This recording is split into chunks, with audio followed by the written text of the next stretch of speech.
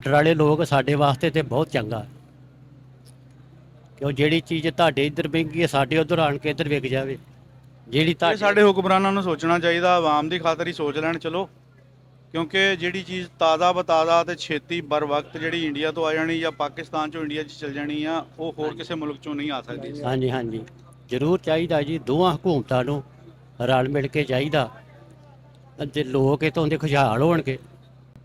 75-77 ਸਾਲਾਂ ਦੇ ਵਿੱਚ ਜਿਉਂ ਪਾਕਿਸਤਾਨ ਬਣਿਆ, ਆਪਾਂ ਕੀ ਖੱਟਿਆ ਹੈ ਇਸ ਨਫ਼ਰਤ ਵਿੱਚੋਂ? ਕੁਛ ਨਹੀਂ ਖੱਟਿਆ ਜੀ, ਕੁਛ ਨਹੀਂ ਖੱਟਿਆ, ਲੋਕਾਂ ਦੇ ਵਿੱਚ ਕੋਈ ਨਫ਼ਰਤ ਨਹੀਂ ਹੈ।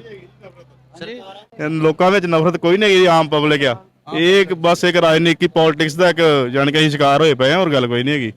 ਸਾਡੇ ਲੋਕਾਂ ਵਿੱਚ ਬਹੁਤ ਪਿਆਰ ਹੈ, ਜੇ ਹੈ ਪਿਆਰ ਹੈ ਤਾਂ ਅਸੀਂ ਇਹ ਤਾਂ ਬਾਰ-ਬਾਰ ਆਉਣੇ ਆ, ਜੇ ਨਫ਼ਰਤ ਹੋਵੇ ਤਾਂ ਸਾਨੂੰ ਪਹਿਲੀ ਵਾਰੀ ਆਉਣ ਦੀ ਲੋੜ ਨਹੀਂ ਹੈਗੀ ਤੁਹਾਡੇ ਕੋਲ।